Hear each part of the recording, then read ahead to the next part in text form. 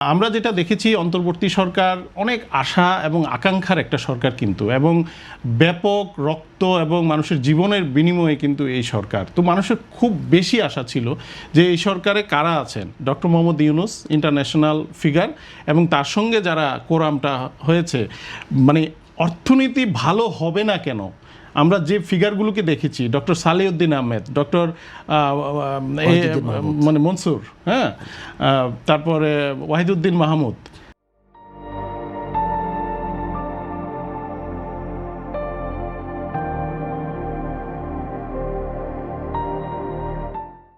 মানে অর্থনীতির যে আমাদের বলবো যে শীর্ষ ব্যক্তিত্বগুলো, তারাই কিন্তু বা এই নেতৃত্বে ছিলেন। কিন্তু আমরা যেটা দেখলাম যে যারা মাঠের লোক, মানে ব্যবসায়ীরা, এক একটা সেক্টরের যারা ধরেন একটা ছোট্ট ব্যবসায়ী বা ধরেন উদ্যোক্তা, তার 200-300 এমপ্লয়ি আছে, তারও তো কন্ট্রিবিউশন আছে। তো এরকম হাজারো লাখো কিন্তু ইনভেস্টর আছে এবং তারা ইকোনমিতে কন্ট্রিবিউট করছে। কিন্তু দুর্ভাগ্য হলো তাদের সঙ্গে কোনো ধরনের বৈঠক, আমরা কিন্তু বিভিন্ন ফোরামে, বিভিন্ন লেখায়, বিভিন্ন স্টোরিতে এই জিনিসগুলো রেজ করার চেষ্টা করেছি, মনোযোগ আকর্ষণ করারও চেষ্টা করেছি, কিন্তু দুর্ভাগ্য হলো আমাদের ব্যবসায়ী উদ্যোক্তা, তাদের সঙ্গে কোনো কনসাল্ট হয় না। আপনি দেখেন যে একটা বিদেশি বিনিয়োগ সম্মেলন করা হলো, মানে বিদেশিদেরকে আপনি ইনভাইট করছেন, কিন্তু বিদেশিরা আমার বাসায় আসবে, আমার প্রতিবেশীকে কি দাওয়াত দেওয়া হয়েছে কি না, সে তার ঘরে খাবার আছে কি না, বা তার মনের অবস্থা কি, সেগুলো কি আমরা আশা করি না? যে আমি যে বাড়িতে দাওয়াত খেতে যাব তার সামাজিকভাবে তার সম্পৃক্ততা কতটুকু।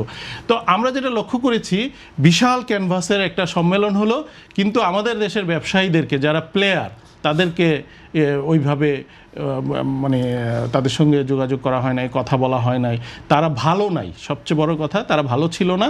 তো তাদের ভালো যদি না থাকে, তারা সেই চিত্রটা তো তারা জানে, বিদেশিরা, ইনভেস্টররা, তো তারা যদি জানে যে দেশের বিনিয়োগকারীরা ভালো না, তাহলে কেন তারা কোন আশায় বিনিয়োগ করবে? তো এইগুলো ছিল রং ডিসিশন, যে আপনি বিদেশি বিনিয়োগকে আকৃষ্ট করার জন্য আমন্ত্রণ জানাচ্ছে, দেশে বিনিয়োগকারীরা কোনো বিনিয়োগই যাচ্ছে না, তারা আস্থাহীনতায় ভুগছে, তারা ভালো নাই, তারা ইন্টারেস্ট রেট হাই, তারা কোনো ধরনের সাপোর্ট পাচ্ছে না, পলিসি সাপোর্ট থেকে দূরের কথা, মৌখিকভাবেও তাদের সঙ্গে কোনো ধরনের মানে আশ্বাস দেওয়া হচ্ছে না।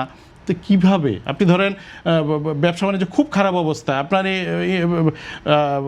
কি বলে, আপনার মেশিনারিজ ইম্পোর্ট হচ্ছে না, র মেটেরিয়ালস ইম্পোর্ট হচ্ছে না, নতুন ইনভেস্টমেন্ট হচ্ছে না, আপনার অনগোয়িং বিজনেস ভালো চলছে না, আপনার রেভিনিউ কালেকশন খুবই খারাপ অবস্থা, ঘাটতির মধ্যে, আপনাকে ধার করতে হচ্ছে, আপনার ডেভেলপমেন্ট, মানে রাষ্ট্রীয় ডেভেলপমেন্ট হচ্ছে না, মানে যে প্রাইভেট তো হচ্ছে না, সরকার যে বিনিয়োগটা করবে, আমরা যেটা ডেভেলপমেন্ট ওয়ার্ক বলি, এডিপি বলি, সেখানেও গভর্নমেন্ট যে ফাইন্যান্স, সেটা হচ্ছে না ঠিকমতো। কারণ একদিকে আপনার তহবিল নাই, তহবিল না থাকলে আপনি কিভাবে ফাইন্যান্স করবেন? আবার যদি ফাইন্যান্স না করেন, তাহলে আপনার মানুষের মানে টাকার মোবিলিটি তো হচ্ছে না, মানুষের হাতে টাকা যাচ্ছে না, তাহলে তার পারচেসিং পাওয়ার বাড়ছে না, তার এমপ্লয়মেন্ট জেনারেশন হচ্ছে না। তো ইকোনমি তো একটা সাইকেল, আপনি এক জায়গায় ইন্টারাপশন করবেন, আপনার পুরো সাইকেলটা কিন্তু স্টপ হয়ে যাবে। তো এই ঘটনাগুলো ঘটার কারণেই কিন্তু আপনার এই কোনো কিছুই ফল দেয় নাই। তো আমি বলবো যে ওই সরকারের প্রথম কাজ হওয়া উচিত ছিল যে যারা অপরাধ করছে, যেটা ভাই বললেন, যে তাদেরকে আপনি শাস্তি দেন, আপনার অ্যাকর্ডিং টু ল তাদের কি কি শাস্তি প্রাপ্য, তাদের জেল জরিমানা দেন, তাদের ইয়ে করেন। কিন্তু কারখানা কেন বন্ধ করবেন?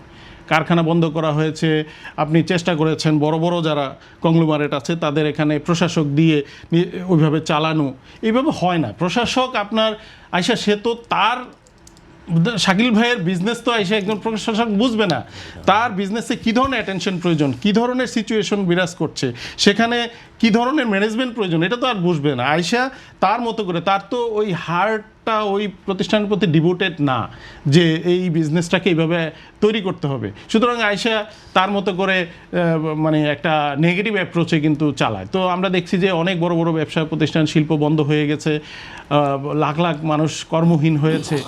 উচিত ছিল এই জায়গাগুলোকে অ্যাড্রেস করা, যে কর্মসংস্থান যাতে না হারায়, ইনভেস্টমেন্ট যাতে ফিরে আসে, অনগোয়িং বিজনেস যাতে রান করে, আপনার ভালোভাবে যাতে raw materials, capital machineries import হয়।